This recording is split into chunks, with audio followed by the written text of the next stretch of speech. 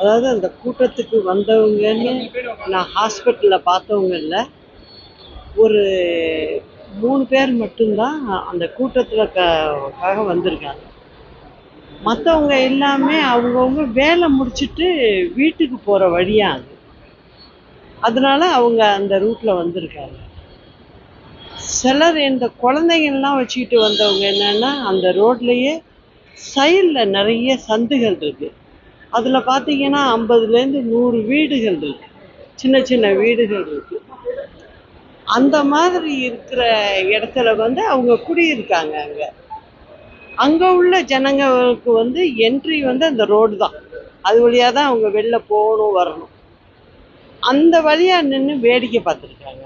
அவங்க காம்பவுண்டுக்கிட்டே நின்று வேடிக்கை பார்த்துருக்காங்க. ஒரு செகண்ட் வந்து மீட்டிங்லாம் முடிஞ்சதும் அவங்க சொன்னது, ஒரு செகண்ட் வந்து லைட்டு கட்டாச்சான்.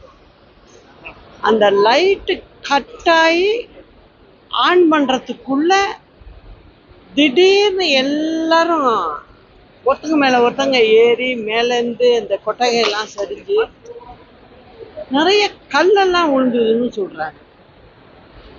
கொஞ்ச நேரம் லைட் ஆஃப் ஆச்சு.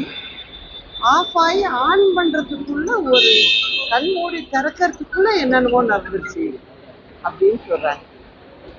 இது ஒரு விதத்தில் பார்த்தாக்க இது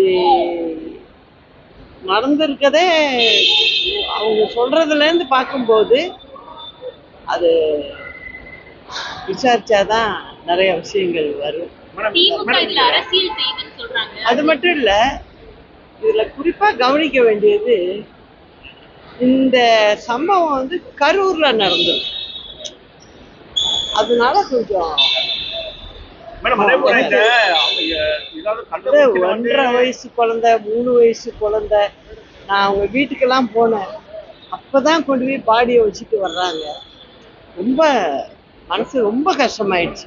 40 பேர் இது வரைக்கும் ஆயிடுச்சு.